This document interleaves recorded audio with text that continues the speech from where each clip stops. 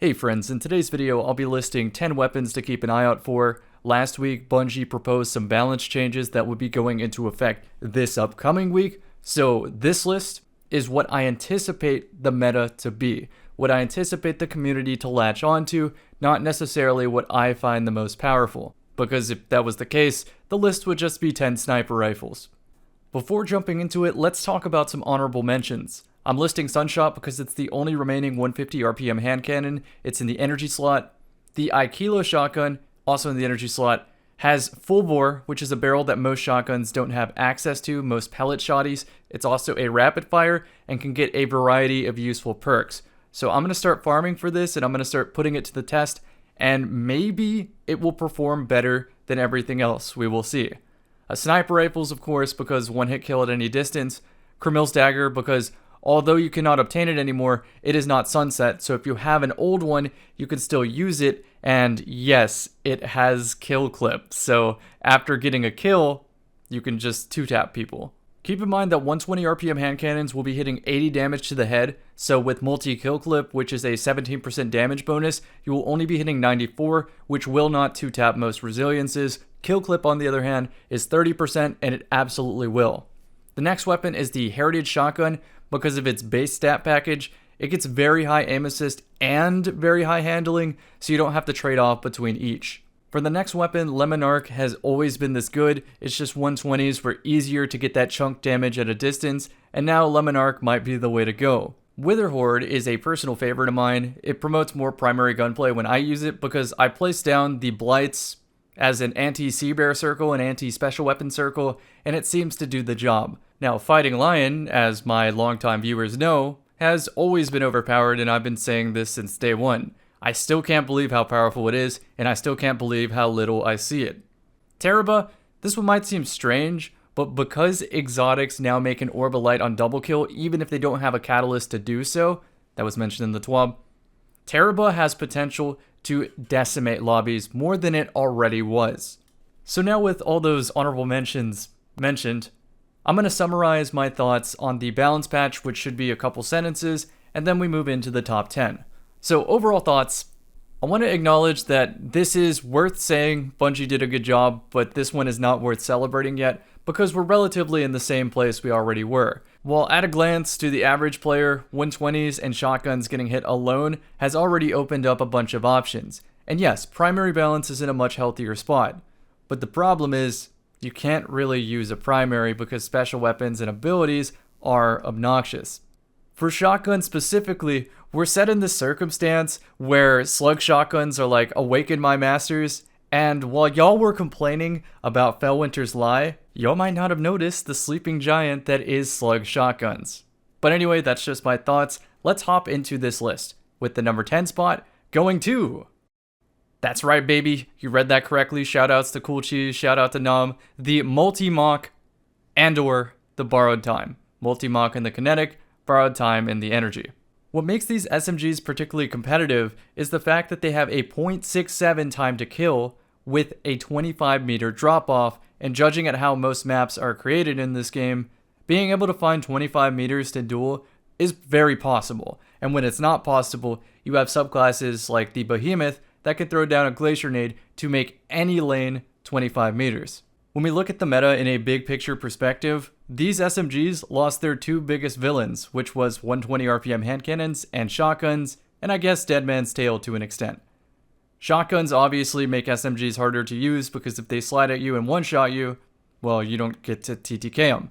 With that extra wiggle room of one-hit kill distance, SMGs probably will secure the kill now. With 120s not being able to shoot across the map and making people have to be in that 30 to 35 meter hand cannon sweet spot, these SMGs will experience slight drop off but still remain competitive in their time to kill. So now let's talk about specific weapon roles. If we go over to d2gunsmith.com and go over to the Multimach section, take a look at the role on screen. We have the Model 8 Red Scope, which adds +4 zoom for a total of +17. Then, if you crank the range up in every regard, range masterwork, accurized rounds, killing win for more range after a kill, and iron reach, you have a monster SMG. You can also go for kill clip if you play a lot of 6s. For the borrowed time, this one comes from Gambit. Multimach comes from Iron Banner, so you can actually get that today if you're really quick on watching this video. It's non-negotiable. On borrowed time, you want Rangefinder in perk slot 1, Full Bore, Ricochet, and then I recommend Frenzy for the final perk because you really don't have to do much and it gives you pretty much max handling and a damage bonus just for being in combat, which means every 5.5 seconds you have to shoot or be shot, and after 12 seconds of this, you get the bonus. So in summary, SMGs were already good, but the meta around SMGs have changed to make them even better. Absolutely try to farm these. Best of luck. In the number 9 spot, we have Dead Man's Tale. Yes, it will still be good. I think it got half of the nerf it deserved. It sounds to me like it retains its damage model, which is the 120 damage model, and I played this game as if only aim down sights exist, and it's still just as powerful. However, assuming that the hipfire damage drop-off is somewhat similar to hand cannon distance, this is the ultimate sniper pairing or the ultimate sniper swappable. So use your hand cannon sniper. When you're out of sniper bullets, menu over to Dead Man's Tale. That's seriously why I think this is going to remain one of the top weapons in the meta at all times. For it to not be meta, it either cannot shoot 150 RPM from the hip or its damage model needs to change. So with DMT remaining this strong, it pretty much renders most 120s useless to me besides that one exception of the kill clip Kermil. And I keep going back and forth with discussions in my friend groups for all different skill levels there about what is the point of 120s. For me, I'm not really seeing it because I get much more value out of an exotic 140 or just a long range 140 like the Palindrome. And if I want long range distance, I just use Dead Man's Tale or a pulse rifle. 120s sort of fall in this position where they can do most things adequately but nothing exceptionally. And maybe that's perfect balance for them, but at a first glance, judging from a perspective of my kind of player, I valued 120s having the big chunk damage, not necessarily the mega range. I would rather them go back to 110 RPM with 90 damage, even cut down the range a little bit again, than to use a slightly faster fire rate, more range, but less damage. I almost wish that the archetype of high impact hand cannons could be subdivided twice to be high impact and aggressive, where one of them would be what 120s are now, and the other would be what 110s used to be. But I'll stop elaborating on that here because as I go through the rest of the list, this might make more sense. Also, popping off in the background with DMT, I am not excited to seeing people in the back of the map again after the patch. In the number 8 spot, we have all exotic hand cannons, and while you might say that that's a cop-out, I do think all of them are similarly balanced to the point where you can't look at them in isolation. You have to pay attention to the whole build. For example, Ace is good on its own, but it gets even better with a Sunspot or an Empowering Rift, some sort of damage booster where you can turn Memento Mori into a 140 RPM 2-tap. Similarly, Thorn gets even better when paired with Necrotic Grip. Lumina gets even better when you pair it with Boots of the Assembler. We have Transversive Steps so that Last Word can stack up Fanfire. We have Lucky Pants with Last Word, etc. There are so many situations where an exotic weapon reaches a new power level because of the build around it. And that's why all of them are at this spot. There are so many competitive builds using any of these exotic hand cannons, even Malfeasance. So I can see how some might think Malfeasance is a puny exotic hand cannon. But to that, I say you probably never used it in a team environment where you're trying to counter a team abusing overshields of some sort. The way Malfeasance works is it leeches off the amount of slugs. So if your teammate shoots 2 bullets and you shoot 3, your 3rd bullet will detonate the 5th, which will get a kill through the overshield. Similarly, imagine what multiple Necrotic Thorns look like. Imagine what Lumina paired with Ace looks like. The possibilities are endless, and I have to commend Bungie on this one. They did a really, really good job balancing exotic hand cannons against each other. Even Sturm has extra value now that 120s are nerfed, being one of the few that can 2-tap because of the Drang giving it extra damage. Even Last Word, which by the way, last season I had a video talking about how Last Word was way worse than I gave it credit for because of the meta around it. Even the Last Word, because of these balancing changes, is going to be significantly better and maybe an S tier option again. So overall, exotic hand cannons are always the pick. You will not go wrong with one of them. Okay, pay attention to the background, pick up a sunspot, turn around, 2-tap. We ran out of medals. Just like that. Ace is so good. In the number 7 slot, we have the Lord of Wolves, but I'm not going to talk about it because Drewski already made a fantastic video on the subject, and I would rather not just parrot what he says and send you to the original video, so check the link in the description below. Summary is, shotguns get nerfed, but Lord of Wolves was always good, so Lord of Wolves is just better.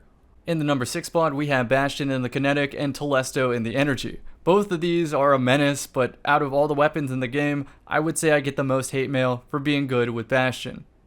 And before someone says that's not possible to be good with Bastion, trust me, it is.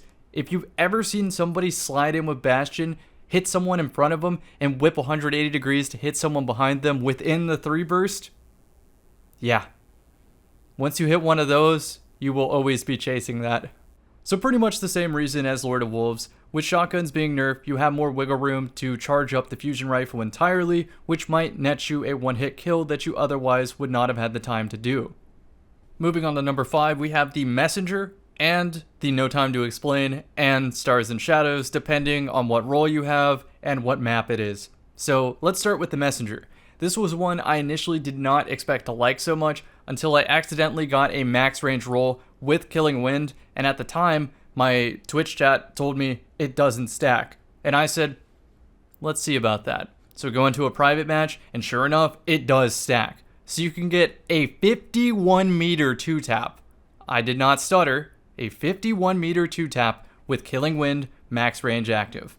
And it does all that at a blazing fast pace of 0.67. Look at this No Time to Explain background gameplay. Easy 2 burst. Guy comes around the corner again, and then I get a 2 burst because it activates the exotic perk. By landing 10 headshots, you get a bodyguard turret that will add to your time to kill and gets even spicier when you finish the exotic catalyst. Wow, that target acquisition.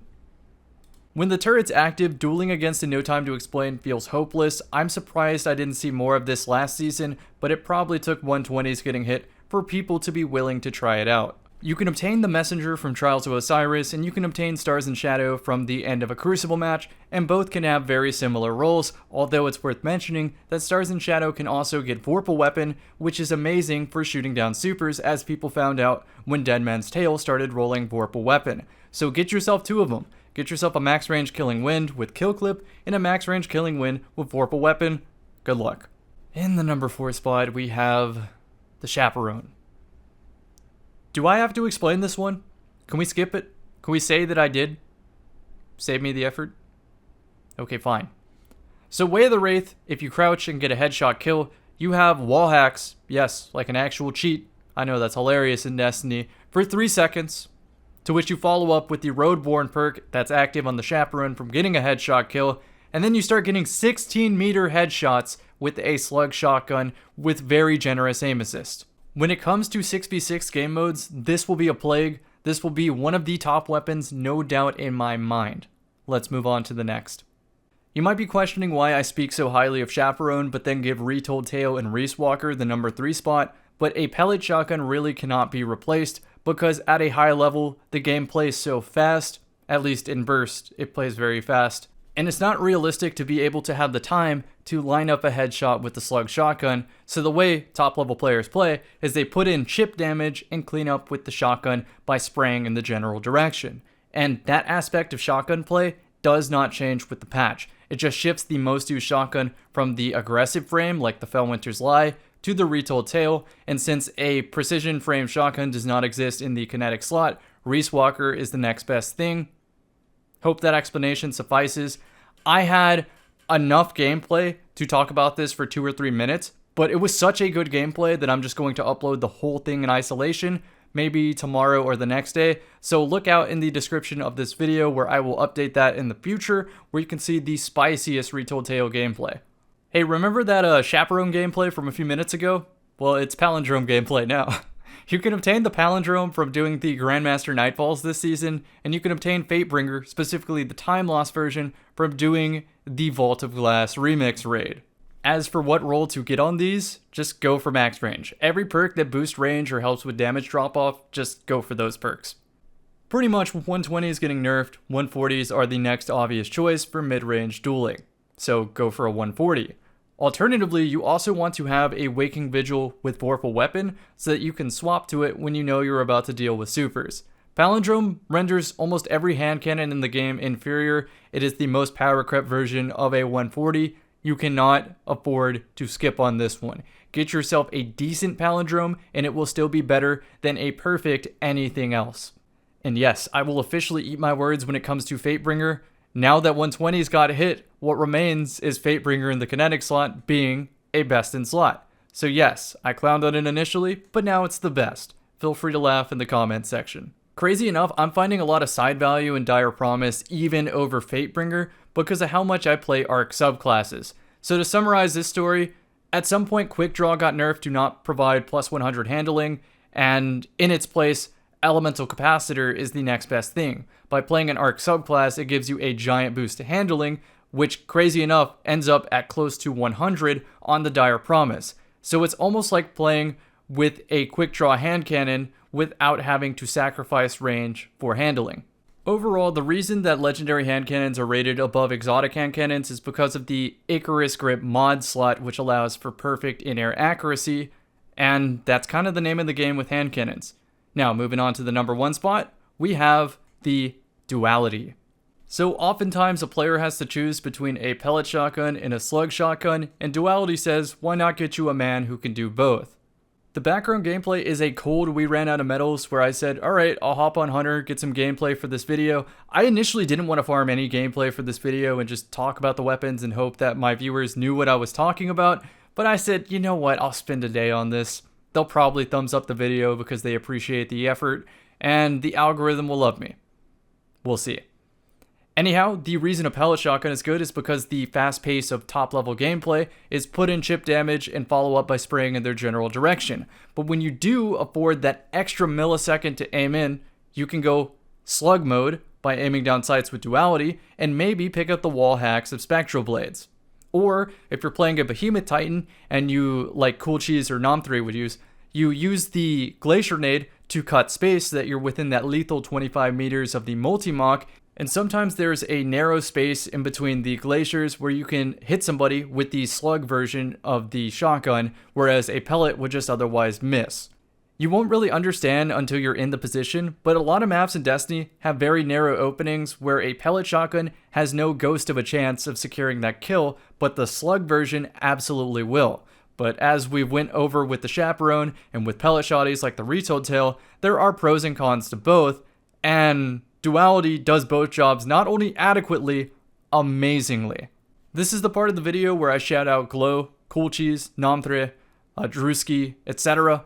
All these players paved the way knowing that Duality would eventually rise up. It was always this good, then it got a range buff for some reason, and now this balance pass will solidify why it is number 1.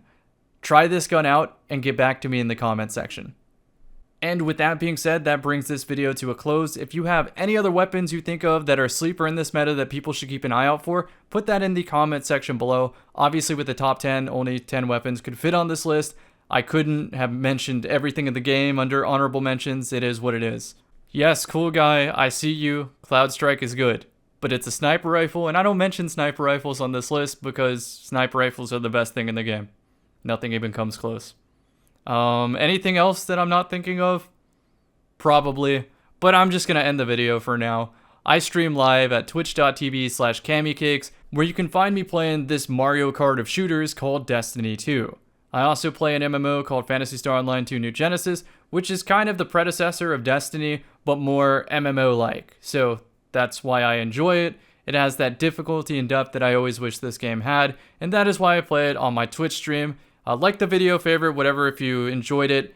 I appreciate you, and I'll see you in the next one. Okay, I know this Duality gameplay was pretty good, but I'm going to end it here so that when a new viewer looks at this on the YouTube algorithm and sees a 27-minute video, they don't immediately just click off of it. I know this is 20 minutes, but still, just pretend that I popped off with Duality and we ran out of medals and be like, yeah, Cam, that was some sick gameplay in the comment section for me. Thank you. See you in the next one.